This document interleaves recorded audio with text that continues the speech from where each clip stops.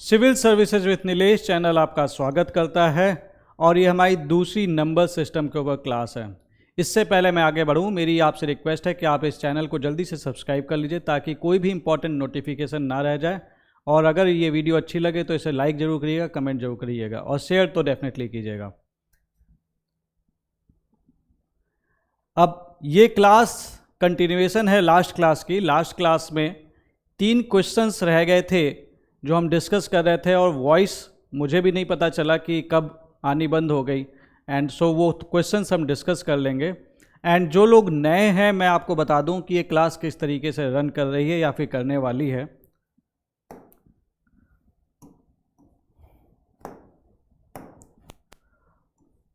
हमने स्टार्ट किया है नंबर सिस्टम से। नंबर सिस्टम से हमने इसलिए स्टार्ट किया है क्योंकि सीसेट में वो रिक्वायर्ड है, पहली चीज़। दूसरी चीज़, सीसेट के 3 पोर्शन है, मैथ्स, रीजनिंग एंड कॉम्प्रिहेंशन। अब कॉम्प्रिहेंशन के लिए मैंने आप लोगों को बता रखा है कि सबसे अच्छा तरीका कॉम्प्रिहेंशन को तैयार करने का न्यूज़पेपर पढ़ना, ताकि आपकी कॉम्प्रिहेंशन पढ़ने की स्पीड बढ़े। बीच में किसी एक क्लास में मैं आपसे ज़रूर डिस्कस करूंगा अलग अलग कॉम्प्रिहेंशन को लेके कि किस तरीके से आप उन क्वेश्चंस को कर सकते हैं। बट तब तक अपने आप को प्रैक्टिस में रखने के लिए क्या करें, तो इसका समाधान मैंने निकाला है practice@csctopper.com, जहां पे बहुत ही जल्द क्वेश्चंस अपलोड होने शुरू हो जाएंगे। ये प्रोग्राम कंप्लीटली फ्री है। आपको सिंपली इस पे रजिस्टर कर लेना इस वेबसाइट पे और सीसेट कोर्स के लिए अप्लाई कर देना है। आपका जो प्रोफाइल बनेगा उसमें जाके आपको सीसेट कोर्स के लिए अप्लाई कर देना है। आपके पोर्टल पे आपको सीसेट का कोर्स दिखने लगेगा और जब भी क्वेश्चंस अपलोड होंगे आपको सिंपली उसको प्रैक्टिस कर लेना है। तो जैसे जैसे हमारी क्लास रन करेगी वैसे वैसे वहां पे क्वेश्चंस अपलोड होते जाएंगे। और वो क्वेश्चंस इस तरीके से नहीं होंगे कि अगर मैं आपको नंबर सिस्टम पढ़ा रहा हूं तो सिर्फ नंबर सिस्टम पे होंगे। वहां पे मैं प्रैक्टिस के लिए कॉम्प्रिहेंशन के भी क्वेश्चंस डालूंगा जरूर, ताकि आप अननोइंगली प्रैक्टिस में भी रहें। दूसरी चीज, जिन चीजों की हम पढ़ाई कर रहे हैं उस वहां पे भी हम प्रैक्टिस में रहें। अब ये चीज आपको स्ट्रांग बनाएगी ताकि at the end of the year जब सीसेट का पेपर आए, यूपीएससी का पेपर आए, तो जिस तरीके से इस साल बहुत सारे बच्चों को परेशान होना पड़ा है, नेक्स्ट ईयर परेशान ना होना पड़े। एक चीज़ मैं आपसे हमेशा कहता हूं, देखिए कभी कभी चींटी भी हाथी पे भारी पड़ जाती है। सीसेट भी इस बार बहुत लोगों के सपने पे भारी पड़ा था। मैं नहीं चाहता कि आप लोगों के साथ ऐसा कुछ हो। उसके अलावा एक सवाल आ रहा है कि सर क्लास कब कब होगी, तो इसके लिए ही मैंने एक टेलीग्राम चैनल है हमारा, इसको जरूर सब्सक्राइब कर लीजिए। इस चैनल का नाम है यूपीएससी प्रीलिम्स विथ नीलेश। तो जब भी क्लास होनी होती है मैं इस पे नोटिफिकेशन डाल देता हूं कि ये क्लास इतने बजे होने वाली है। नॉर्मली हमने टाइम 8 बजे रखा है, बट और मैं इस पे जरूर एक दिन पहले लगभग कोशिश करता बता दूं, नहीं तो उसी दिन बता देता हूँ, टाइमली बता देता हूँ ताकि आपकी कोई क्लास मिस ना हो। तो इसे सब्सक्राइब कर लीजिए और यहाँ पे आप रजिस्टर कर लेंगे तो आप इस प्रोग्राम से पूरी तरीके से जुड़ जाएंगे। और ये सारा इनिशिएटिव फ्री रहने वाला है। कोशिश बस इतनी सी है कि किसी भी बच्चे को सीसेट के चलते at the end of the year 2024 में परेशान ना होना पड़े और वो बच्चे का सपना रुक ना जाए किसी भी रीजन से। लास्ट वीडियो में जो हम डिस्कस कर रहे थे, 3 क्वेश्चंस रह गए थे, उन क्वेश्चंस के बारे में हम डिस्कस कर लेते हैं और उसके बाद हम आगे बढ़ते हैं। हम आपसे डिस्कस कर रहे थे find the difference between the greatest and the least numbers that can be written using the digits 62743। तो हमें बनाना था 62743 और इससे हमें बनाना था 5 डिजिट नंबर, क्योंकि ये लोग 5 डिजिट्स हैं और हमें हर एक डिजिट का यूज एक बार कर सकते हैं। तो 5 डिजिट बनाना था, 5 डिजिट नंबर बनाना था आपको। अब अगर मुझे ग्रेटेस्ट नंबर बनाना है तो देखिए मैंने आपसे लास्ट टाइम यही डिस्कस किया था, अगर मुझे ग्रेटेस्ट नंबर बनाना है किसी भी केस में तो मैं क्या करूंगा, यहां पे कौन सा नंबर लेना चाहूंगा अगर मुझे ग्रेटेस्ट नंबर बनाना है? 6 लूंगा कि 2 लूंगा, 7 लूंगा, 4 लूंगा कि 3 लूंगा? क्योंकि यहां पे जिसको भी मैं रखूंगा उसकी वैल्यू में ये मल्टीप्लाई होने वाला है। जिसको भी रखूंगा 10,000 से मल्टीप्लाई हो जाएगा। तो 2 इंटू 10,000 बड़ा होगा कि 6 इंटू 10,000 बड़ा होगा कि 7 इंटू 10,000 बड़ा होगा कि 4 इंटू 10,000 बड़ा होगा कि 3 इंटू 10,000 बड़ा होगा? ऑब्वियस सी बात है 7 इंटू 10,000 बड़ा होगा। और हमें ग्रेटेस्ट बनाना है, इसलिए इनमें से हम चुनेंगे सबसे बड़ा नंबर और इसे लेके आएंगे हम यहां पे। तो यहां पे लिख देंगे 7। सेम वे फिर 7, लेकिन अगर हमने यूज कर लिया तो हम 7 का यूज नहीं कर सकते हैं। तो जब हम 7 का यूज नहीं कर सकते हैं तो हमें उससे के बाद बचे हुए नंबर्स में 6, 2, 4, 3, इन बचे हुए नंबर्स में से किस नंबर का हम यूज कर सकते हैं? ऑब्वियस सी बात है, क्योंकि यहां पे इसको क्या वैल्यू मिल रही है, पोजीशनिंग क्या मिल रही है? ये पोजीशनिंग मिल रही है।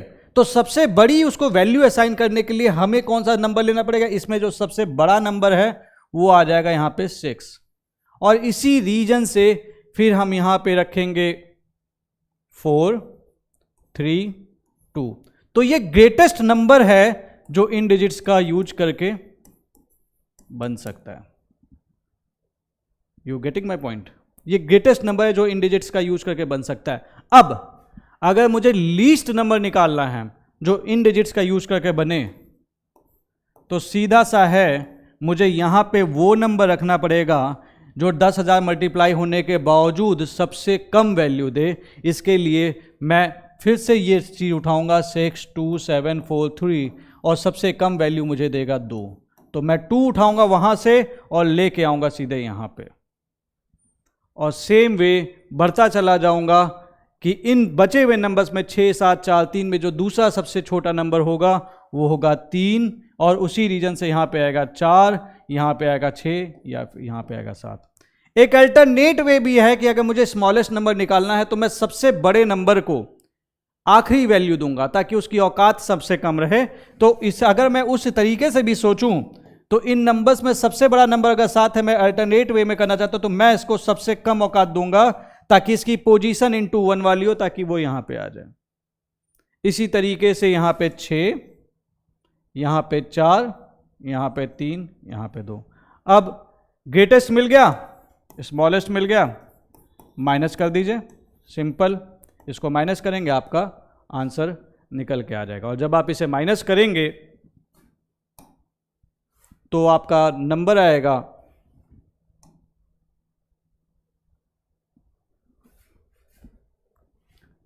76432 माइनस 23467। जब आप इसे माइनस करेंगे तो ये निकल के आ जाएगा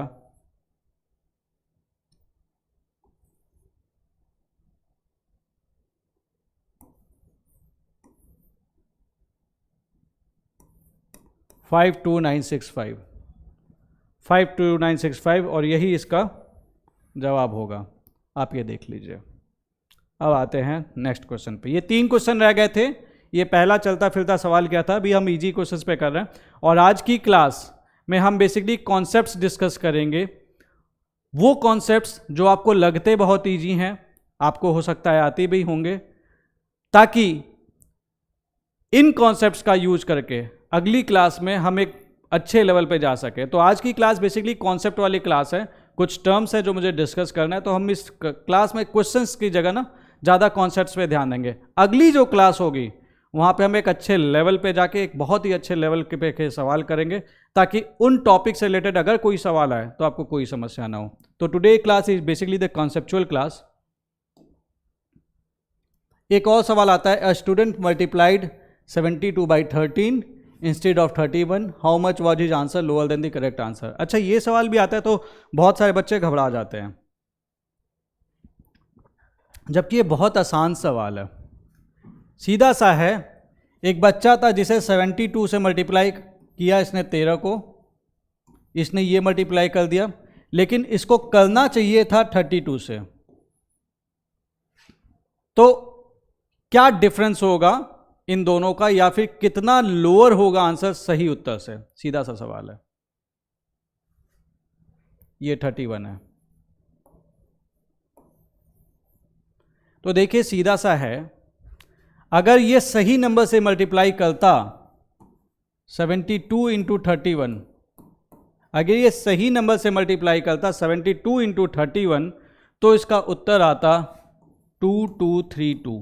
आप मल्टीप्लाई करके देख सकते हैं, बट इसने तो गलत से मल्टीप्लाई कर दिया है। इसने क्या किया है, 72 इंटू 13 किया है। अब ऐसा करने पे दूसरा नंबर आया होगा, ये तो आया नहीं होगा, और वो वैल्यू क्या होगी 936। डिफरेंस कितना है निकाल लीजिए, 1296, यही इसका जवाब है। बट ये तो 3 स्टेप में कैलकुलेशन हो गई, मेरा मन नहीं है 3 स्टेप में कैलकुलेशन करने का। तो मैं क्या करूंगा, मैं दूसरा तरीका सोच सकता हूं। मैं मान लूंगा कि एक्चुअल नंबर जिससे इसको मल्टीप्लाई करना था वो था b, लेकिन इसने मल्टीप्लाई कर दिया a से, तो मैं क्या करूंगा b माइनस a का डिफरेंस निकालूंगा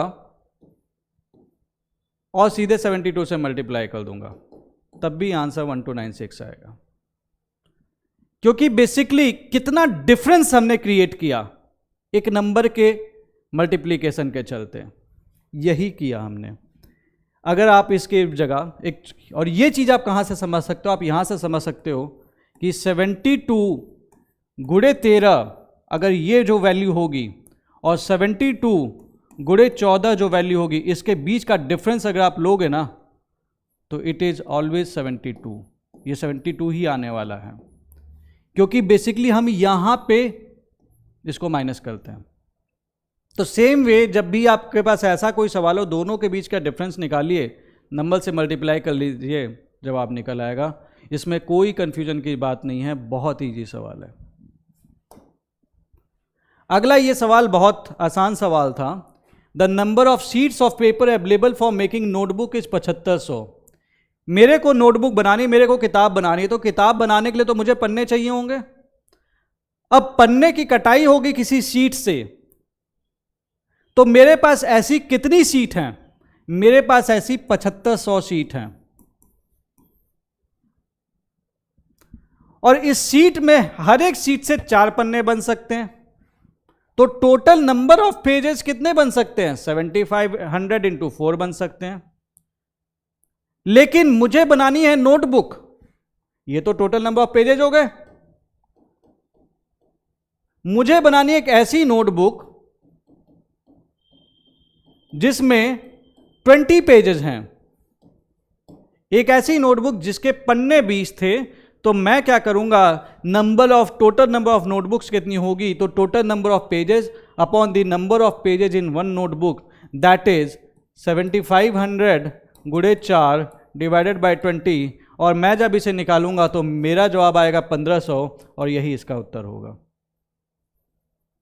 1500 नोटबुक बनाऊंगा, इसमें कोई कंफ्यूजन नहीं होना चाहिए। देखिए इस टाइप के सवाल कभी कभी यूपीएससी पूछ लेता है, और इस तरीके के सवाल जहां पे एग्जैक्टली आपको किसी फॉर्मूले की भी ज़्यादा ज़रूरत नहीं है, आपको कभी गलत नहीं करने हैं, इसीलिए मैंने ये क्वेश्चन इंक्लूड किया। ये बहुत ईजी सवाल है। कुछ ऐसे सवाल आपको अपने लॉजिक लगा के भी करने पड़ेंगे। सिंपल है, एक ऐसी सीट है, ये आपको ये थिंकिंग डेवलप करनी पड़ेगी। एक सीट है जिसके 4 पन्ने बन सकते हो उस सीट में। तो मान लीजिए कि एक सीट है, मेरे पास 10 ही सीट होती, suppose we have only 10 seats, ठीक, और इसमें 4 पन्ने बन सकते थे एक सीट से। तो 10 सीट से कितने पन्ने बनते, ऑब्वियस सी बात है 40 पन्ने बनते। अब इस 40 पन्ने बनते, लेकिन 20 पन्ने इकट्ठे किए रहेंगे तो इससे एक नोट बनेगी, इसके 20 पन्ने इकट्ठे करेंगे बचे हुए तो एक नोटबुक बनेगी। तो कितनी नोटबुक बनेगी, 1 + 1 = 2। इसी चीज को हमने एक्स्ट्रापोलेट कर दिया, बाई 2 कर दिया, बाई 20 कर दिया, तो हमने जवाब निकाल लिया। तो इस तरीके के सवाल के लिए आपको कभी परेशान नहीं होना है। ये क्वेश्चंस ऐसे क्वेश्चंस हैं जो गलत नहीं होने चाहिए। अगर आप इस टाइप के भी क्वेश्चंस गलत कर रहे हो ना तो समस्या है। आपको ये क्वेश्चन जिंदगी में गलत नहीं करना है, कसम खा लो यार कि मेरे को गलत करना ही नहीं, मेरे को गलत नहीं करना है। और उसके लिए आपके पास थोड़े से भी अगर कॉन्सेप्ट्स हैं आप कर सकते हो। एक चीज हमेशा ध्यान रखना, सीसेट में भी देखो, एक मैं आपको कितना भी पढ़ा लूँ और कोई भी टीचर आपको कितना भी पढ़ा ले, ये तो सत्य है कि आप अगर 40 क्वेश्चन आए ना तो 40 के 40 नहीं कर पाओगे, पॉसिबल नहीं है। क्योंकि जिस तरीके, अगर मतलब पॉसिबल तो है, लेकिन अगर जिस तरह से यूपीएससी आजकल पेपर बना रहा है तो बहुत मुश्किल हो जाएगी। But at the same time उसमें हमारे 15, 20, 25 सवाल ऐसे जरूर हो सकते हैं जो आप आराम से कर लोगे अगर आपके कॉन्सेप्ट स्ट्रांग होंगे। हमारा टारगेट वो 20, 25, 30 सवाल करने का है, और उसके बाद हमारे पास रीजनिंग भी है, कॉम्प्रिहेंशन भी है। हम घुमा फिरा के 27 निकाल लेंगे। मैंने आपको दिखाया था पहले वीडियो में, अगर आप 27 क्वेश्चन सही कर लेते, नेट सही कर लेते, आपको कहीं पे भी परेशान होने की जरूरत नहीं है। तो आपकी कसम ये होनी चाहिए कि भैया हम अपने आप को स्ट्रांग रखेंगे। अगर तुम फर्जी सवाल दे दोगे तो हम उसमें दिमाग नहीं खपाएंगे, लेकिन एटलीस्ट सही जो सवाल दोगे उसमें हम गलत भी नहीं करेंगे। क्योंकि सीसेट क्वालिफाइंग पेपर है तो इसे हमें क्वालिफाई करना है। इसीलिए क्लासेस जो भी आप देखेंगे वो 8 बजे ही देखेंगे, ताकि दिन भर आप जीएस पढ़ लें और उसके बाद प्रैक्टिस के लिए आप सीएससी टॉपर पे प्रैक्टिस कर लें, ताकि आपकी क्लास किसी भी वे में आपको इस तरह से हो कि आप अपना जीएस का पेपर को प्रॉपर टाइम दे पाएँ। अब इसी के साथ हम बढ़ते हैं आज की क्लास में। और चूंकि मैंने आपसे बोला था कि today is the conceptual class, तो मैं आज आपसे डिस्कस करता हूं ऑपरेशन ऑन होल नंबर्स। सो आज हम डिस्कस करेंगे ऑपरेशन ऑन होल नंबर्स। अच्छा, मेरे पास एक बच्चे का मैसेज आया टेलीग्राम पे, और वो मुझसे कहा था कि सर आप बहुत बेसिक से करा रहे हैं। तो मुझे तो वो बेसिक आता है, बट मेरा पर्पज़ भारत के हर एक उस बच्चे को पढ़ाना है जिसका बेसिक भी 0 है। और इसी के लिए मैंने बहुत बेसिक चीज़ से मैं आपको पढ़ा रहा हूँ। बट किसी भी मोमेंट पे देखो, आज की क्लास तो ऐसा है कि ज़्यादातर चीज़ें आपको आती होंगी, but at the same time इसमें से कई सारी चीज़ें हैं जो आपको कभी ना कभी तंग कर सकती है। और यूपीएससी के जिस टाइप के आजकल स्टेटमेंट बेस्ड सवाल आ रहे हैं, इसमें ये कॉन्सेप्ट्स भी काम आ सकते हैं। इसलिए मैंने सारे कॉन्सेप्ट्स को इंक्लूड करने की कोशिश की है। इन कॉन्सेप्ट्स को अगर आप जानते हैं तो आप 1.5x की स्पीड में ये वीडियो देखिएगा। जब ये अपलोड हो जाएगा तो उस पर आपको दिक्कत नहीं होगी। और मैं आपको सही बताऊँ तो इन कॉन्सेप्ट्स को आपको क्लियर होने भी चाहिए। Doesn't matter whatever you think about it, लेकिन आपको ये बिल्कुल क्लियर होना चाहिए। Operation on whole numbers. Operation on whole number से पहले मैं आपको बता दूं कि अगर आपको याद होगा होल नंबर्स क्या थे, 0, 1, 2, 3, 4 ... इनफाइनाइट, याद है? There are some properties of addition. Addition को लेके होल नंबर्स कुछ प्रॉपर्टी को फॉलो करता है। पहली property is the closure property. Closure property क्या कहती है? क्लोजर प्रॉपर्टी ये कहती है कि ए और बी अगर होल नंबर्स हैं, ए और बी अगर होल नंबर्स हैं, तो a plus B is also a whole number. Repeat कर रहा हूं, अगर a plus B whole numbers हैं तो a plus B is also the whole number. इसका मतलब अगर 2 और 3 होल नंबर्स हैं तो 2 प्लस 3 भी होल नंबर होगा, ये कभी फेल नहीं करेगा। This is the closure property, और इसका आपको यूज आगे दिखेगा। दूसरी है कम्यूटेटिव प्रॉपर्टी। इसका सीधा सा मतलब है कि a प्लस बी, अगर a और b होल नंबर्स हैं, if a and b are whole numbers, then a plus B is equal to b minus A, b plus A, sorry. मतलब उल्टा करोगे ऐड, चाहे सीधा करोगे ऐड, नंबर आगे पीछे कर दोगे, कोई फर्क नहीं पड़ेगा। एडिशन का जो उत्तर मिलेगा वो यही मिलेगा। तीसरी चीज आइडेंटिटी।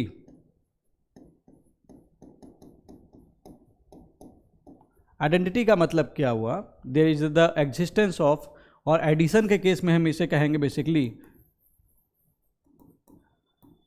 Additive identity. इसका मतलब ये हुआ कि एक ऐसा होल नंबर एग्जिस्ट करता है सच दैट a, अगर a होल नंबर है, plus 0 is equal to a is equal to 0 plus 1। तो इस केस में आप देखोगे कि जीरो के ऐड करने के चलते ए की वैल्यू में कोई चेंज नहीं हो रहा, तो this is the additive identity, आपका नंबर वही रह जाएगा। So this is the identity, zero is the additive identity for the addition of whole number. Repeat कर रहा हूं, zero is the additive identity for addition of whole numbers. अच्छा, मैं ये क्यों बता रहा हूं आपको ये चीजें, क्योंकि देखिए कभी अगर यूपीएससी ने ऐसा स्टेटमेंट बेस्ड सवाल पूछ लेना कि what is the additive identity for this, तो आप कंफ्यूज ना हो, इसलिए आपको ये टर्म्स पता होना चाहिए। चौथी जो प्रॉपर्टी है that is the associative property.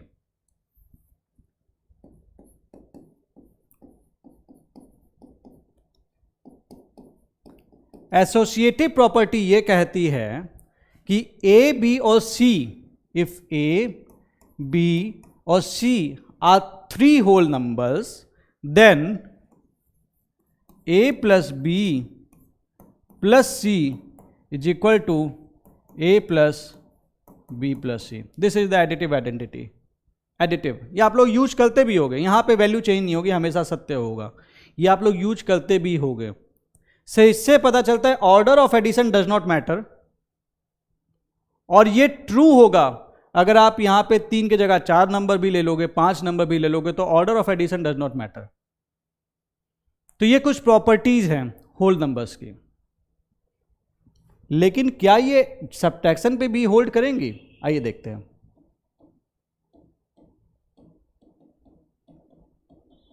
Does the subtraction of a whole number by a whole number is always a natural number? नहीं. If A and B are whole numbers, it does not mean A minus B is a whole number. ये जरूरी नहीं है, possibility है, जरूरी नहीं है। What about, let's say अगर हमारे पास 5 माइनस 3 होता तब तो ये होल नंबर है, लेकिन 3 माइनस 5 ये तो डिफाइन ही नहीं है होल नंबर में, ये कुछ माइनस टाइप का आ रहा है, ये बड़ा हो गया, तो कुछ समझ में नहीं आ रहा यहाँ पे क्या होना चाहिए। अच्छा, इसी चीज के लिए, इसी चीज का जवाब देने के लिए एक नया नंबर आएगा आगे जाके, उसको हम बोलेंगे इंटीजर, क्योंकि होल नंबर यहां पे फेल करेगा। तो इसी चीज का एक्चुअली जवाब है इंटीजर, इसी चीज का जवाब है कि यहां पे क्या होना चाहिए, वो है इंटीजर, वो हम बाद में डिस्कस करेंगे। कम्यूटेटिव प्रॉपर्टी, क्या आप होल नंबर में कह सकते हैं कि a minus b equal to b minus a? ऐसा है?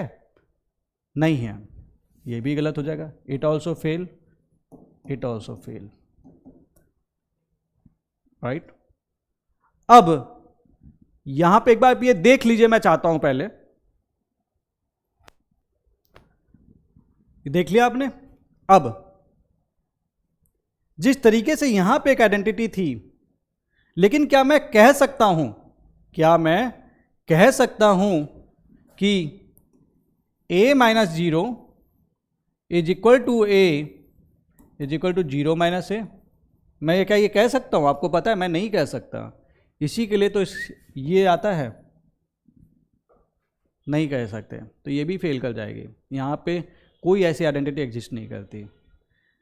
एसोसिएटिव प्रॉपर्टी भी फेल कर जाती है because a minus b minus c is not equal to a minus b minus c, नहीं है। तो ये एसोसिएटिव आइडेंटिटी भी यहां पे फेल कर जाती है, सब फेल करेगा। सब्ट्रैक्शन में तो कुछ भी फॉलो नहीं कर रहा। तो ये मैंने देखो आपको बता दिया। एक चीज आपको और पता होनी चाहिए कि if a minus b is equal to c, तो इसका सीधा सा मतलब है a equal to b plus c. ये आप लोग जानते भी होंगे, आप लोग यूज भी करते होंगे। अब मैं आपसे अगला डिस्कस कर लेता हूं।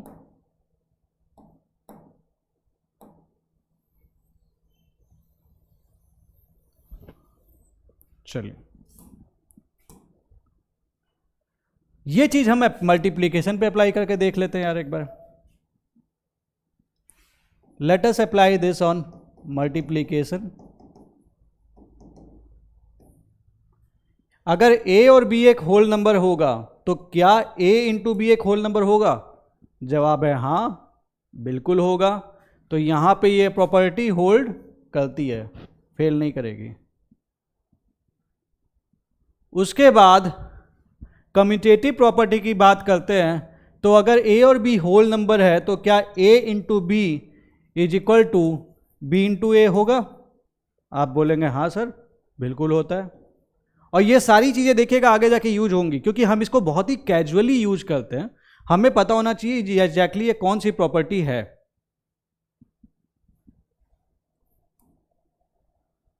ठीक है, तो a इंटू बी भी आपका वो होगा, दैट इज द क्लोजर। ये क्लोजर प्रॉपर्टी है कि अगर a और b होल नंबर है तो वो a इंटू बी भी होल नंबर होगा। a इंटू बी अगर है तो b इंटू ए होगा। आइडेंटिटी, क्या कोई ऐसा नंबर है जो मल्टीप्लाई कर दें जिस नंबर से तो वही नंबर रह जाए? तो हाँ सर, हमारे पास एक ऐसा नंबर तो है जिसको a से मल्टीप्लाई करेंगे तो वही नंबर हर केस में देगा, और वो नंबर है 1। तो 1 is the multiplicative identity of this. उसके बाद आती है एसोसिएटिव प्रॉपर्टी। तो क्या ये यहां पे होल्ड करेगी? क्या ऐसा होता है a into B into c equal to a into B into c? जवाब है हाँ, बिल्कुल होता है। तो this is the distributive property, this is the associative property. अब यहां पे आपको एक चीज और समझनी है कि a इंटू जीरो, किसी भी केस में जीरो से कोई भी नंबर मल्टीप्लाई होगा वो जीरो ही देगा। और एक डिस्ट्रीब्यूटिव प्रॉपर्टी जो मैं आपको ऑलरेडी बता चुका हूं वो है a into b plus C is equal to a into b plus a into c. और देखिए, मैं आपसे ये चीज़ें डिस्कस इसलिए कर रहा हूं क्योंकि ये चीज़ें बार बार यूज होंगी, किसी ना किसी फॉर्म में यूज होंगी, तो आपको बेसिकली पता होना चाहिए।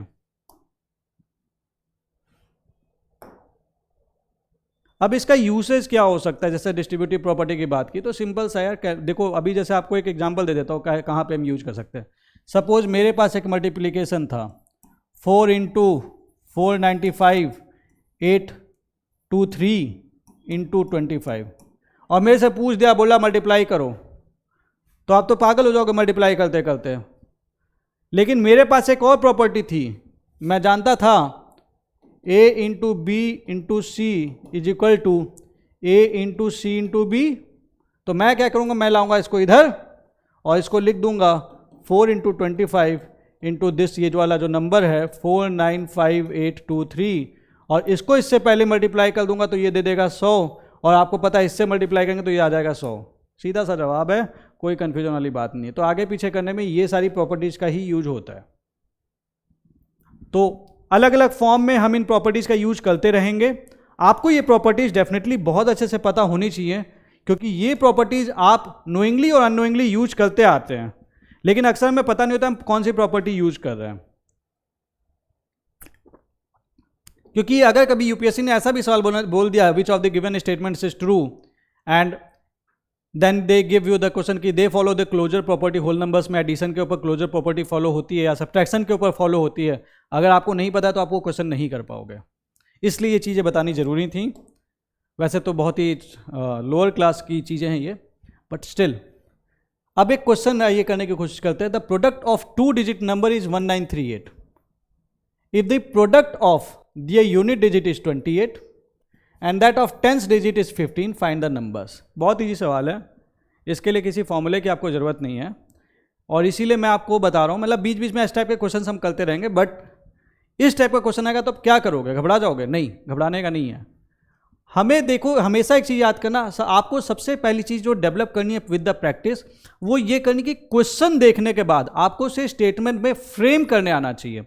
ये बहुत अच्छी स्किल है। अगर आपने ये चीज़ भी सीख ली ना, बिलीव मी, मैथमेटिक्स करने से आपको कोई नहीं रोक पाएगा। मैथमेटिक्स के क्वेश्चन आप फोड़ दोगे, आधे सवाल तो ऐसे ही फोड़ दोगे, अगर आप उस क्वेश्चन को लिख पा रहे हो मैथमेटिकल टर्म्स में। अब इस क्वेश्चन पे सोचते हैं थोड़ा।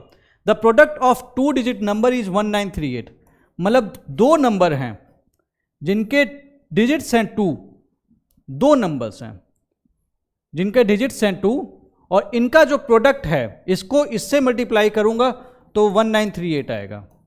यही तो ये सवाल कह रहा है। If the product of the unit digit, unit digit कौन सा है, ये और ये। If the product of the unit digit is 28, मतलब यहां पे सपोज करिए होता A और यहां पे B होता, तो A इंटू B कितना होता, 28। And that's of tens digit, tens digit ये टेंस पोजीशन है, इट इज 15। मतलब अगर ये C होता और ये D होता तो C इंटू D दे रखा है कितना, 15। फाइंड द नंबर्स, ये सवाल है पूरा। क्या करेंगे, सवाल को छोड़ देंगे? नहीं, इस सवाल को कोशिश करेंगे कि कर लें। 28, अब A इंटू बी 28 है तो हम क्या बोल सकते हैं, 28 को पहले चेक करेंगे।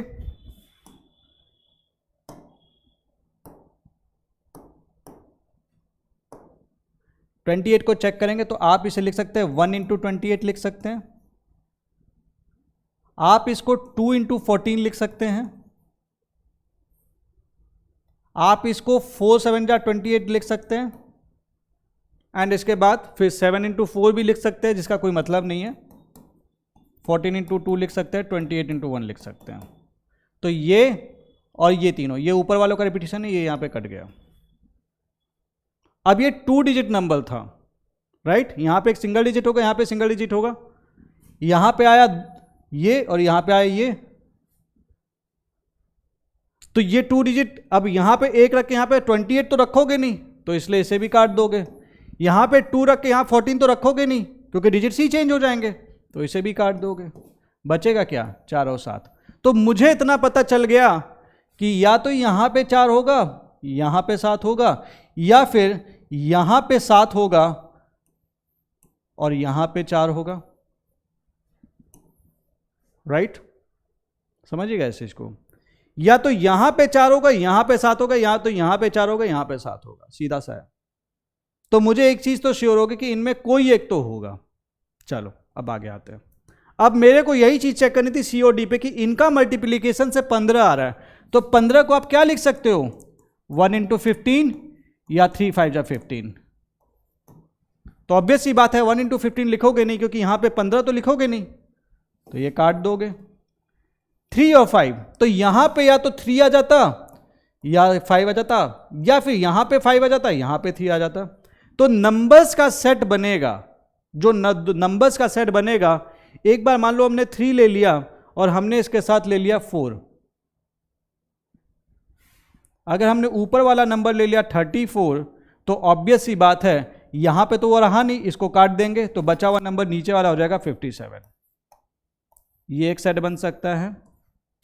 लेकिन अगर हमने यहां पे ले लिया 5 और हमने ले लिया 7, तो हम देखें ऑलरेडी 57 तो ले चुके हैं, तो हमने क्या किया, सेपरेट सेट बनाया 5 और 4।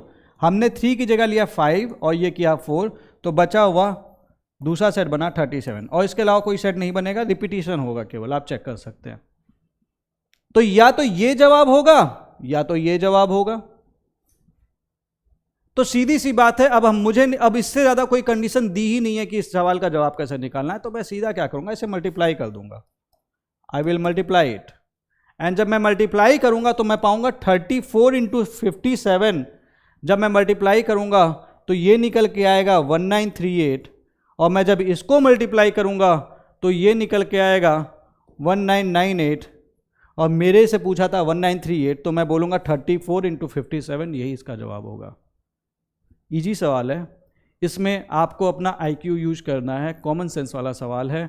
इस तरीके के सवाल आपको कभी नहीं छोड़ने, आप एक बार देख लीजिए। सो नेक्स्ट स्लाइड, ये डिस्कस किया हमने। अब जो हमने पढ़ा उसके बारे में एक चीज देख लेते हैं। The product of 2 whole numbers, एक एप्लीकेशन है। The product of 2 whole numbers is 0, what does it show, ये क्या शो करता है, 2 होल नंबर है A और B, और इनका जो प्रोडक्ट है वो है 0। तो इसका सीधा सा देखो मतलब है, इसमें ज़्यादा दिमाग नहीं लगाना है। आपको एक चीज़ बताई थी कि अगर 0 से कोई भी नंबर मल्टीप्लाई होगा तो वो 0 हो जाएगा, तो सीधी सी बात है ये 0 होगा, पहली चीज़। या फिर ये दोनों ही 0 होंगे। तो at least one of the number is 0। आप यहां से कह सकते हैं at least one of the number is 0। अब देखो ये सब चीजें मैं आपको क्यों बता रहा हूं, क्योंकि ये सब चीजें एग्जैक्टली आपको कोई सिखा नहीं सकता है। ये सब चीजें कॉन्सेप्ट्स का अप्लाई करके आपको खुद कभी कभी डेवलप करनी पड़ेगी, आपको जवाब देना पड़ेगा।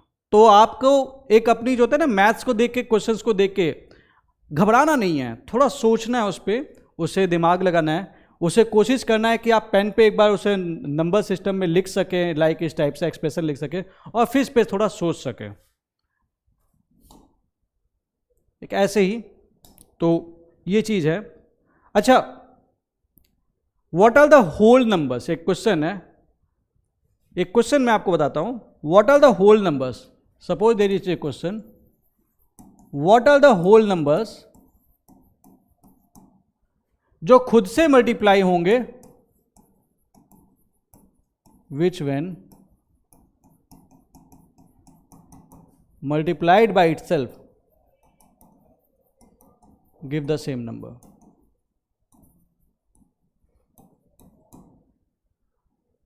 What are the whole numbers which when multiplied by itself give the same number? वो ऐसे कौन से होल नंबर है जो खुद से जब मल्टीप्लाई होते हैं तो सेम नंबर देते हैं? तो ऐसा नंबर तो देखिए भैया 0 ही दिख रहा है, 0 × 0 इज इक्वल टू 0। अब इसी स्टेटमेंट को मैं ट्विस्ट कर दूं, What are the whole numbers which when multiplied, यहां पे स्टेटमेंट चेंज करता हूं, with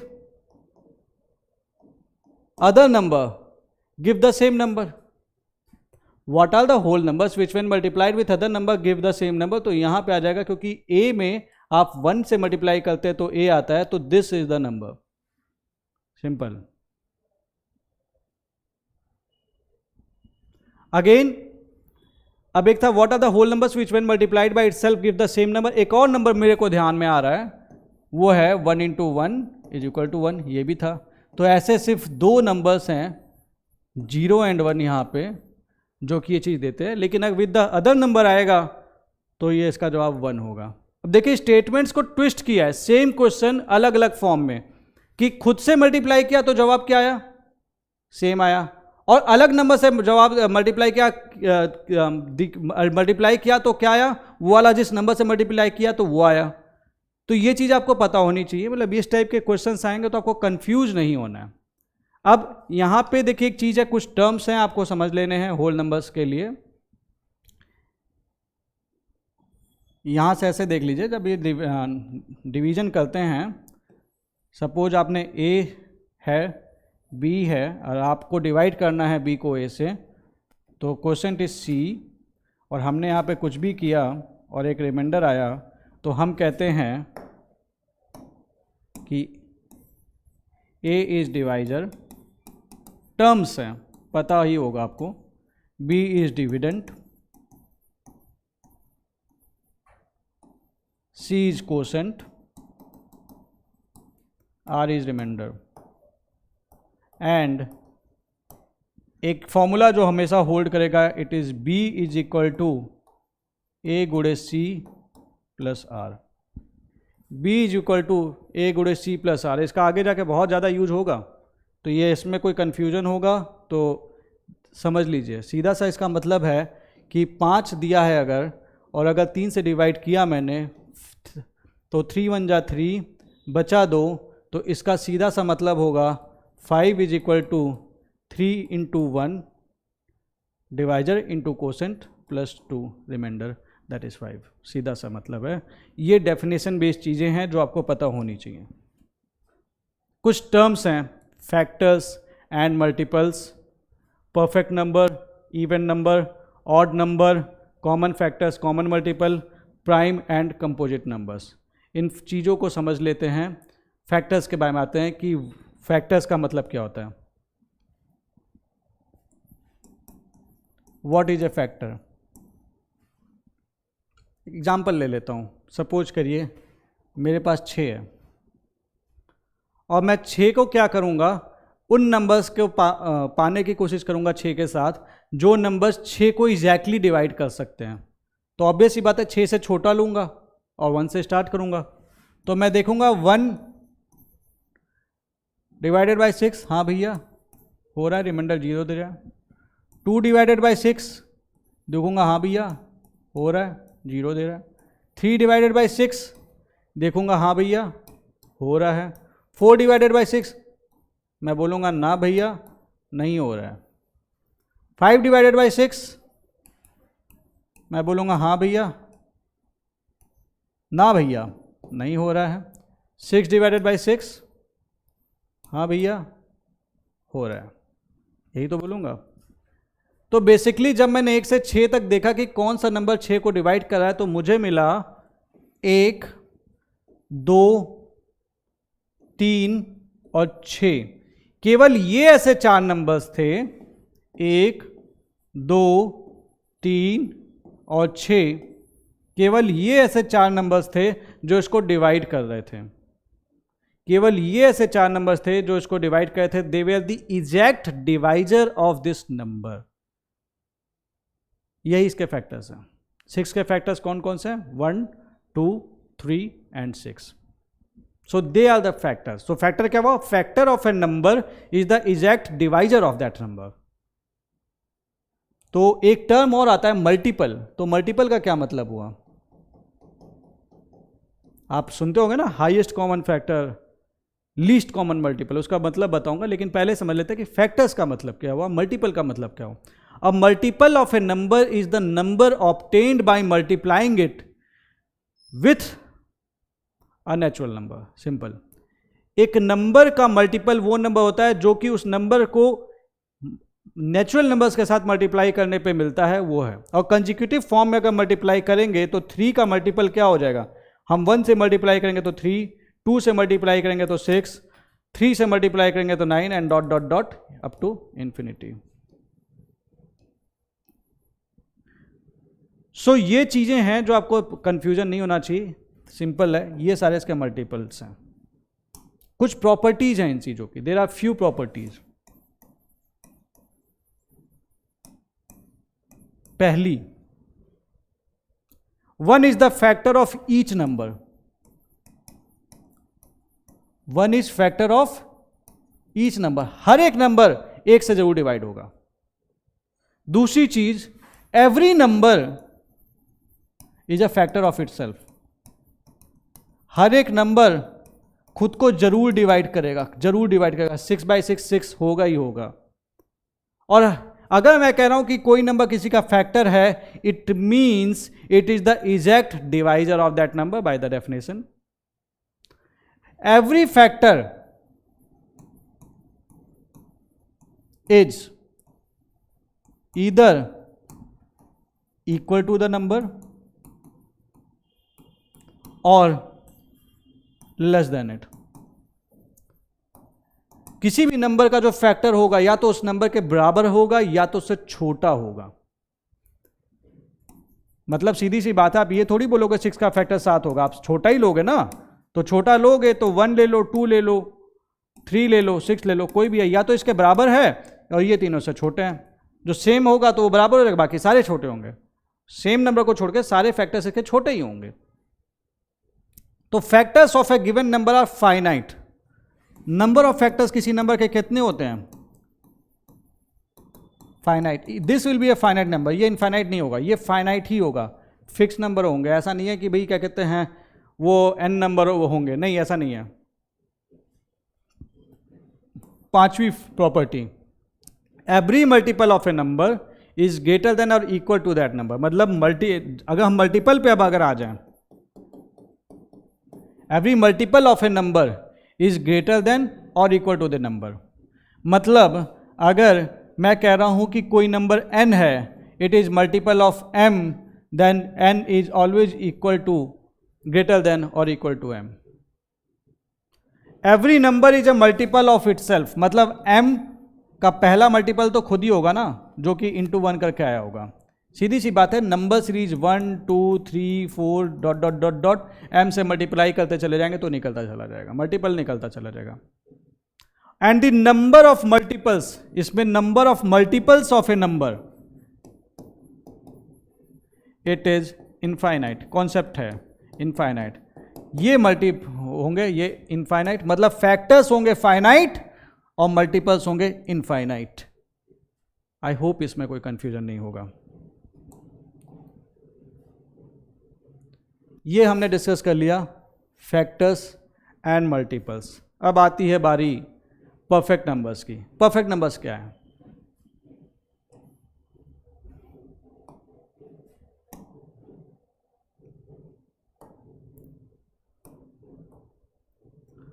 परफेक्ट नंबर्स की बात कर लेते हैं। आई होप ये कलर भी दिख रहा होगा। If the sum of factors of a number is 2 times the number,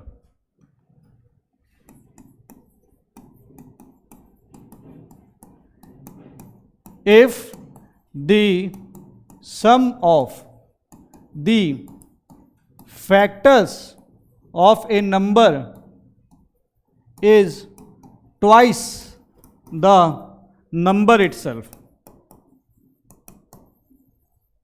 it is a perfect number। ये एक परफेक्ट नंबर होगा। मतलब एक एग्जांपल देके बताता हूं। सपोज करिए मेरे पास एक नंबर है 12, ठीक है। 12 के फैक्टर्स क्या होंगे? 12 के फैक्टर्स होंगे, मेरे पास नंबर है 12, तो 12 के फैक्टर्स होंगे 1 2 3 4 6 12। ये आया 12। अब इनको ऐड करके देखिए, 6 4 10 11 12 13 14 15 16, ये आया 16, 16 प्लस 12 ये आया 28। तो मैं क्या बोलूँगा कि 12 परफेक्ट नंबर है? मैं बोलूँगा नहीं, 12 परफेक्ट नंबर नहीं है, क्योंकि मेरी डेफिनेशन ये कहती थी if the sum of the factors of a number is twice the number itself. लेकिन मैंने एक नंबर लिया, सपोज करिए 6, और इसके फैक्टर्स मैंने काउंट करने शुरू किए। इसके फैक्टर्स निकल के आए 1 2 3 6, और मैंने इनको ऐड करना शुरू किया, तो मैंने पाया 1 + 2 + 3 + 6 is equal to 12 is equal to twice of 6। तो मैं क्या बोलूँगा? 6 परफेक्ट नंबर है। मैं बोलूँगा हाँ भैया 6 परफेक्ट नंबर है, लेकिन 12 परफेक्ट नंबर नहीं है। ओके, एक और नंबर ले लेता हूँ। सपोज मैंने एक नंबर लिया 28, इसके फैक्टर क्या क्या होंगे? 1 2 4 7 1 2 4 7 14 28, ये इसके फैक्टर्स होंगे। अब क्या ये परफेक्ट नंबर है? सीधी सी बात है, ऐड करके देख लीजिए, ये कितना आ जाएगा? 56। इसका मतलब ये इसका कितना है? डबल है, तो 28 क्या परफेक्ट नंबर है? हाँ है। तो if the sum of the factors of a number is twice the number itself then it is a perfect number. इनकी डेफिनेशंस पे भी सवाल आते हैं, आ सकते हैं कभी भी, आपको ये एटलीस्ट ये टर्म्स जरूर पता होना चाहिए। फिर अगला एक टर्म आता है इवन नंबर। इवन नंबर का सीधा सा डेफिनेशन है all multiples of 2, all multiples of 2 are the even number. आप ये भी कह सकते हैं, आप ये भी कह सकते हैं कि एक कोई भी एक ऐसा नंबर जो 2 से जब डिवाइड होगा तो 0 रिमाइंडर दे देगा, तो वो होगा इवन नंबर। सीधा सा है, कोई भी एक ऐसा नंबर जो 2 से डिवाइड होगा तो रिमाइंडर देगा 0, वो होगा इवन नंबर। या फिर हम ये भी कह सकते हैं कोई भी एक ऐसा नंबर जिसका फैक्टर 2 जरूर होगा, वो भी इवन नंबर है। तो बेसिकली ये अलग एक ही बात है, कहने की अलग अलग तरीके हैं। या तो 2 उसका फैक्टर होगा, या फिर 2 से एग्जैक्टली डिविजिबल होगा, या फिर वो 2 का मल्टीपल होगा, कुछ भी कह लीजिए, बातें एक ही हैं, तरीके अलग अलग हो गए। अब आता है what is odd number. Odd number का सीधा सा डेफिनेशन है वो नंबर जो 2 के मल्टीपल नहीं है वो ऑड है। अब एक नंबर या तो ऑड हो सकता है या तो इवन हो सकता है, दोनों नहीं हो सकता। A number can be either even or odd, but it cannot be both. अब हमने प्रॉपर्टी डिस्कस कर ली, कुछ और फैक्ट्स, सम मोर फैक्ट्स। इससे पहले मैं आपसे एक डिस्कस कर लेता हूं, how to find factors and multiples. उसके लिए there is a very simple way, वो मैं आपको बताता हूं।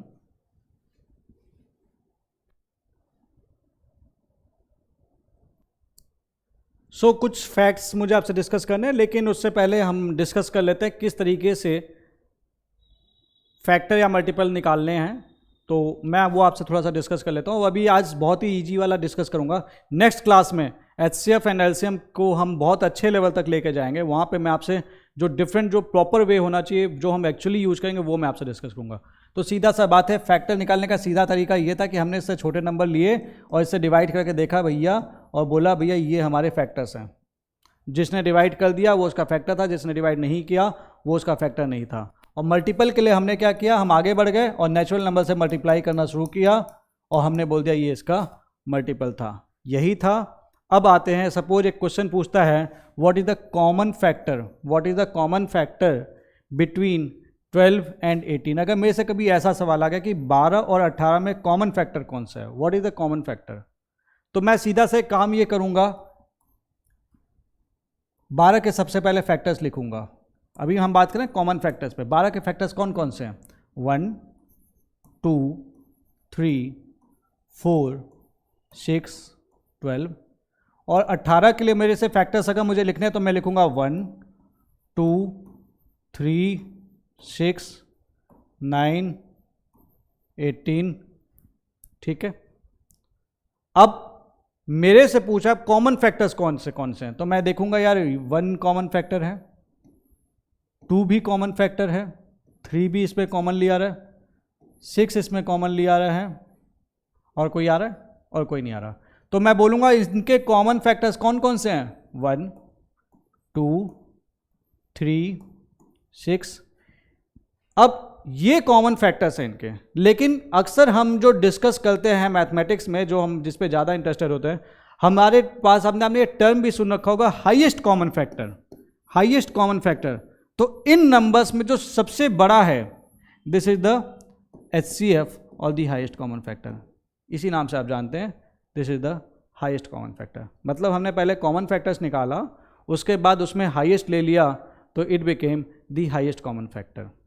सेम वे, अब सपोज कि एक नंबर है 9 12 21, इसका HCF निकालना है। तो एक तरीका ये था कि हमने इसके पहले फैक्टर्स लिख लिए, 1 3 9 1 3 एंड 4 12। इसका निकाल लिया 1 3 7 21। अब इसके कॉमन फैक्टर्स कौन कौन से हैं, 1 है, 3 है, और तो कोई दिख नहीं रहा। अब इनके अगर हाईएस्ट कॉमन फैक्टर पूछेगा तो 1 और 3 में सबसे बड़ा कौन सा है, वो है 3। यही उसका उत्तर होगा, हाईएस्ट कॉमन फैक्टर इज 3। उसी तरीके से मल्टीपल के लिए सवाल आ जाते हैं, what is the common multiple. तो यहां पे आपको ये बात समझ में है कि हाईएस्ट कॉमन फैक्टर का एग्जैक्टली मतलब क्या हुआ। आई होप आप समझ गए होंगे। नहीं समझ गए होंगे तो जब बाद में इसको रिवाइंड करके देख लीजिएगा। समझते हैं कॉमन मल्टीपल क्या होता है, क्योंकि नेक्स्ट क्लास में इन टर्म्स का प्रॉपर यूज होगा, क्योंकि ये HCF LCM नेक्स्ट क्लास में खत्म हो जाएगी। तो सपोज करिए कि 4 का मल्टीपल क्या होता है, तो अगर हमसे पूछेगा तो हम क्या बोलेंगे, 4 8 12 16 20 ... राइट। मुझसे पूछेगा कि मल्टीपल ऑफ 6 क्या है, तो क्या होगा, 6 12 18 24 30 36, और यहाँ पे हम एक्स्ट्रा ले लेते 24 ... अब इसके कॉमन मल्टीपल्स हमसे पूछेगा तो हम क्या बोलेंगे, कॉमन कौन कौन सा है, 4 है यहाँ पे नहीं है, 8 है यहाँ पे नहीं है, 12 है, हाँ भाई 12 है, 12 लिख लीजिए, 16 है यहाँ पे नहीं है, 20 है यहाँ पे नहीं है, 24 है, हाँ भाई 20 24 है, और इस तरह से बढ़ता चला जाएगा। इनफैक्ट आप इसमें और आगे जाएंगे, 24 के बाद आएगा 28 32 36, तो 36 भी है। लेकिन फिर बोलेगा इन मल्टीपल्स में, ये क्या है, ये तो कॉमन मल्टीपल्स हैं। लेकिन मैं किस में इंटरेस्टेड हूं, मैं लीस्ट में इंटरेस्टेड हूं। इनमें सबसे छोटा कौन है, वहां पे सबसे बड़ा कौन था, यहां पे सबसे छोटा कौन है, least common multiple is the multiple which is common and it is least of the given multiples. यही है लीस्ट कॉमन मल्टीपल, यही है डेफिनेशन, इसी का पूरा यूज है। HCF एलसीएम बहुत इंपॉर्टेंट कॉन्सेप्ट है और HCF एलसीएम यूपीएससी बहुत पूछता है, क्वेश्चंस आते हैं, रिपीटेटिव आते हैं, तो आपको एग्जैक्टली इसका मतलब तो पता हो तभी तो उसको अप्लाई करेंगे।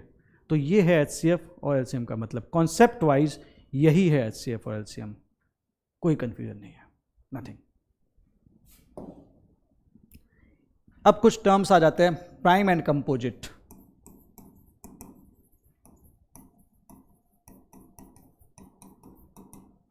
What is prime number, what is composite number, ये मैं आपको एक टेबल बना के कुछ दिखाने की कोशिश करता हूं। ओके, सपोज करिए मैं नंबर ले रहा हूं 1 से 16 तक, नंबर्स 1 2 3 4 5 6 7 8 9 10 11 12 13 14 15 16, ठीक है, दिख रहा है आपको, थोड़ा छोटा लिख दिया है क्योंकि 16 तक आते थे स्पेस खत्म हो जाता। अब 1 के फैक्टर मेरे से पूछेगा तो मैं क्या लिखूंगा, 1 के फैक्टर मेरे से पूछेगा तो मैं लिखूंगा 1 का फैक्टर होगा 1, कोई कंफ्यूजन नहीं है।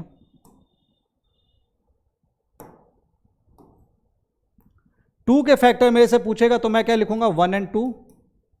3 के फैक्टर मेरे से पूछेगा तो मैं लिखूंगा 1 एंड 3। 4 के फैक्टर पूछेगा तो मैं लिखूंगा 1 2 4। 5 के फैक्टर पूछेगा तो मैं लिखूंगा 1 एंड 5। 6 के फैक्टर पूछेगा तो मैं लिखूंगा 1 2 3 6। 7 के फैक्टर पूछेगा तो मैं लिखूंगा 1 7।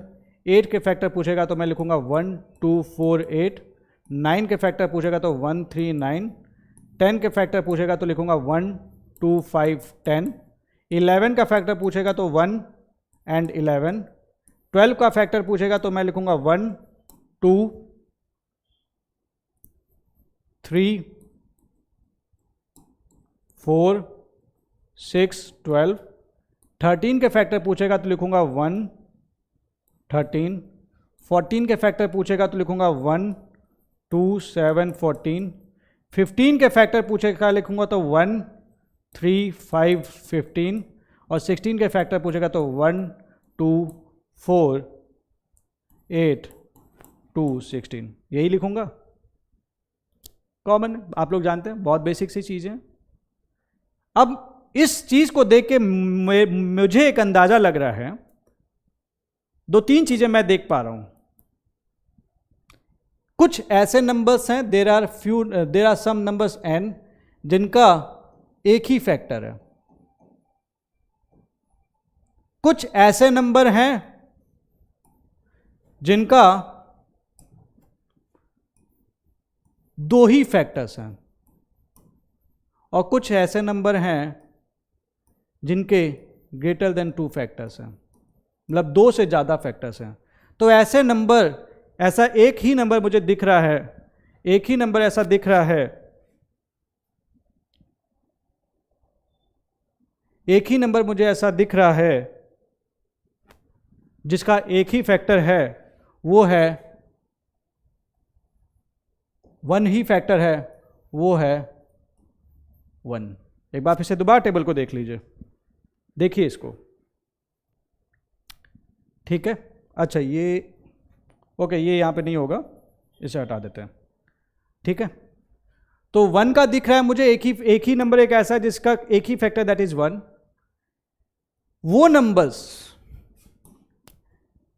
जिनके केवल 2 फैक्टर्स हैं, ऐसे कुछ नंबर्स दिख रहे हैं, जैसे कि 2 हो गया, 3 हो गया, 5 हो गया, 7 हो गया, 11 हो गया, 13 हो गया, ये हैं। तो 2 ही फैक्टर्स हैं, इन नंबर्स को हम कहते हैं प्राइम नंबर्स। इन नंबर्स को हम कहते हैं प्राइम नंबर्स। बचे हुए नंबर जिनके 2 से ज्यादा फैक्टर्स होते हैं, इन नंबर्स को हम कहते हैं कंपोजिट नंबर्स। डेफिनेशन वाइज बात करेंगे तो प्राइम नंबर वो नंबर्स हैं जिसका 2 ही फैक्टर है which is 1 and the number itself. Definition wise बात करेंगे तो prime number are those number जिनके केवल दो फैक्टर्स है, 1 एंड द नंबर इटसेल्फ। यानी जैसे 5 है तो इसका दो ही फैक्टर होगा, या तो होगा 1 से डिवाइड होगा या तो वो number itself, that's why it is a prime.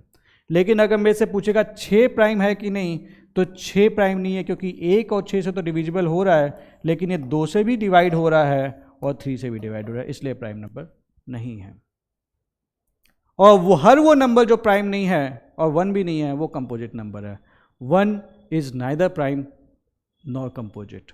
1 is neither prime nor composite, क्योंकि प्राइम के लिए आपके दो फैक्टर्स होने जरूरी थे, 1 का एक ही फैक्टर है। ठीक है, तो 1 is neither prime nor composite, ये चीजें हैं।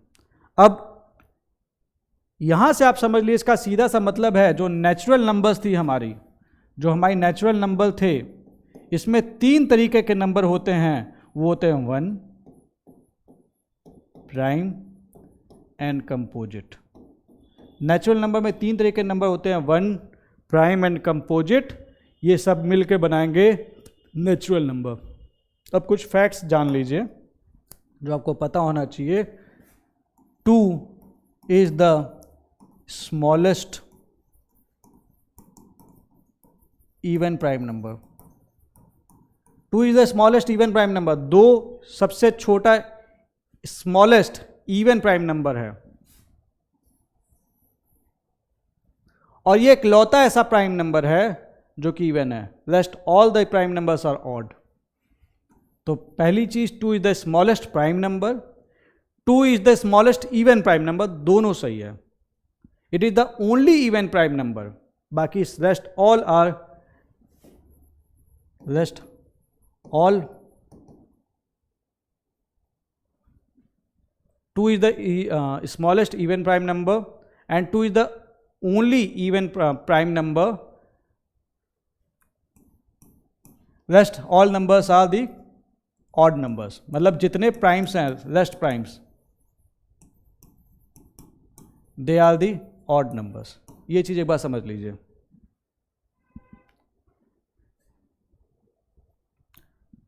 तो रेस्ट प्राइम्स ऑड है। अच्छा, इसका मतलब ये मत निकाले ना कि ऑड है तो प्राइम ही होगा। प्राइम है तो ऑड होगा 2 के अलावा, लेकिन ऑड है तो वो प्राइम नहीं होगा, जरूरी नहीं है। फॉर एग्जाम्पल, जैसे कि चलिए 3 है तो 3 प्राइम भी है ऑड भी है। 5 है ये प्राइम भी है ऑड भी है। 7 है ये प्राइम भी है ऑड भी है। What about 9? ये ऑड तो है लेकिन प्राइम नहीं है। सिंपल है, तो इसमें बिल्कुल कंफ्यूज नहीं होना है। Next slide. ये और कुछ टर्म्स हैं, what are the twin primes and all, तो इसको आप समझ लीजिए थोड़ा सा। Twin primes, prime triplet and this. देखिए ट्विन प्राइम्स का क्या मतलब होता है, सीधा सा डेफिनेशन वाइज अगर आप इसके चलेंगे, 2 प्राइम नंबर्स ट्विन प्राइम हैं कब? जब उसमें there is 1 composite number between them, जैसे कि 3 एंड 5। बेसिकली इनका डिफरेंस 2 होता है, ठीक है। 5, 7 इस टाइप के जो नंबर्स होते हैं जिनका डिफरेंस 2 का है या फिर इनके बीच में कंपोजिट नंबर है, तो ये ट्विन प्राइम्स कहलाते हैं। For example 11 and 13। दूसरी चीज, एक होता है term prime triplet.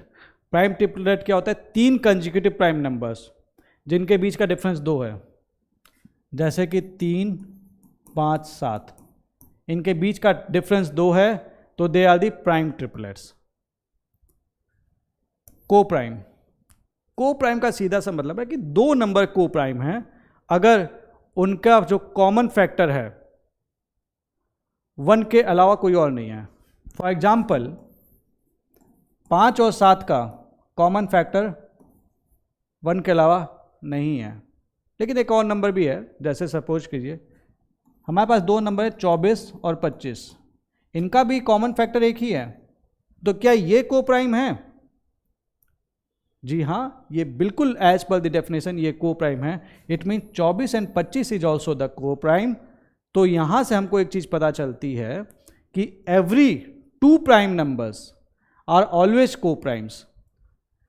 Every two prime numbers are always co-prime, but every two prime numbers are always co-primes, but every co-prime numbers need not be prime. अच्छा, मैं बार बार prime prime बोल रहा हूँ तो मुझे ऑप्टिमस प्राइम की याद आ रही है. इट्स अ मूवी ट्रांसफॉर्मर, सो उसकी याद आ गई. एनीवेज, बात करते हैं. तो ये चीज़ है. तो प्राइम नंबर्स का बहुत ज़्यादा यूज होने वाला है. प्राइम की अलग इंपॉर्टेंस है, वो मैं आपको अभी बताऊंगा, क्योंकि HCF LCM के दौरान जब आप प्राइम फैक्टराइजेशन करेंगे तब भी प्राइम आएगा. तो प्राइम का तो अलग ही वैल्यू है, प्राइम का अलग फंडा चलता है, वो हम आपसे डिस्कस करेंगे डेफिनेटली अगली क्लास में. लेकिन सम मोर फैक्ट्स, कुछ और फैक्ट्स हम डिस्कस कर लेते हैं आपसे. पहली बात, there are infinite primes. There are infinite primes. Infinite prime numbers हैं. सेकंड चीज, कोई एक ऐसा नंबर अगर एक से बड़ा है, कोई एक ऐसा नंबर अगर एक से बड़ा है तो इट इज आइदर प्राइम और इट इज कंपोजिट. कोई भी नंबर अगर वो एक से बड़ा है, इट इज आइदर प्राइम और ए कंपोजिट. और अगर वो एक से बड़ा है, कोई भी एक नंबर अगर वो एक से बड़ा है, it can be expressed as the product of primes. ये बहुत इंपॉर्टेंट है. It can be expressed as the product of primes. और इसी चीज के लिए एक चीज आएगी जो हम बाद में सीखेंगे, वो आएगी prime factorisation.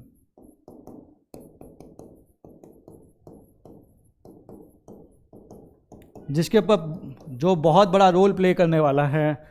It can be expressed as the product of the primes. And यही चीज जो इंट्रोड्यूस करती है आपका जो अगला टर्म, वह है prime factorisation.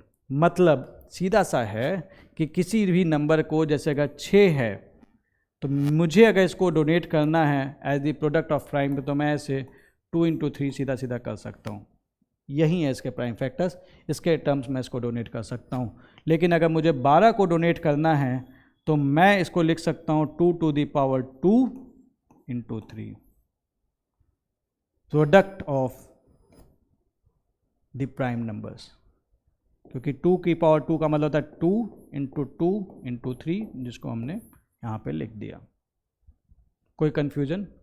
And there is no largest prime number. Prime number कोई लार्जेस्ट नंबर नहीं है. मतलब कोई ऐसा नहीं कह सकता कि this is the largest prime number. Also एक चीज़ और, चौथी एक चीज़, अगर P और Q प्राइम फैक्टर एक नंबर A के, कोई नंबर है A, इसके फैक्टर हैं P एंड Q और ये इसके प्राइम फैक्टर्स हैं. If P and Q are the prime factors of a number A, then their product,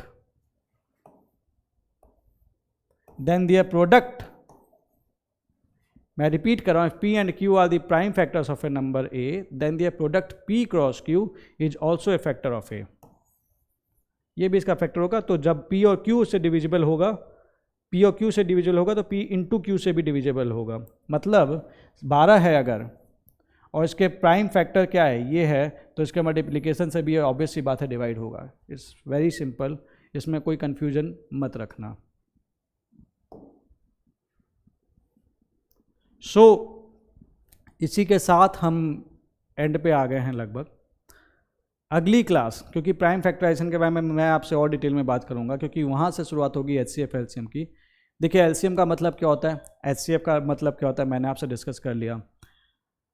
आज की class basically concept based class थी. मैंने आज ज़्यादा कुछ डिस्कस नहीं किया है, कॉन्सेप्ट्स लेकिन डिस्कस किए हैं जो आपको काम आएंगे. लेकिन अगली क्लास में आपको पता चलेगा कि इन सारी चीज़ों का हमने कैसे यूज किया था. HCF LCM मैं आपको बता दूं अब, क्योंकि HCF LCM पे UPSC सवाल पूछता आया है, हम वो सवाल भी करेंगे. और HCF LCM को हम बहुत अच्छे से करेंगे और अच्छे लेवल के सवाल करेंगे, कि ताकि UPSC कभी भी किसी भी सिचुएशन में आपको सवाल दे तो आपके वो क्वेश्चंस गलत ना हो. तो वही कोशिश है कि हम अगले सवाल में अगले जो क्लास है उसमें वो चीज़ करेंगे। और अगर आपको वीडियो अच्छी लगी हो तो इस वीडियो को सपोर्ट करिएगा, इस चैनल को सब्सक्राइब कीजिए, लाइक करिए, कमेंट कीजिए, शेयर कीजिए, ताकि हम हर उस बच्चे की हेल्प कर पाएँ जिसका सपना किसी भी रीजन से रुक गया यूपीएससी के सीसेट के एग्जाम में। और मेरी आपसे कोशिश है, मेरी आपसे एक वादा है कि अगर आप इसको अच्छे से करते हो, इस को प्रोग्राम को आप अच्छे से फॉलो करते हो, तो एटलीस्ट सीसेट के चलते डिसक्वालीफाई तो नहीं होना पड़ेगा। इतना करवा दूंगा कि आप क्वालिफाई जरूर कर जाओगे। बस सिंपली इसको फॉलो कर लीजिएगा जो भी शेड्यूल है, और हम अच्छी प्रैक्टिस भी करेंगे। बस आपको इसको प्रोग्राम को अच्छे से फॉलो करना है। So this was all. Do subscribe, like and comment on the channel. Thank you very much.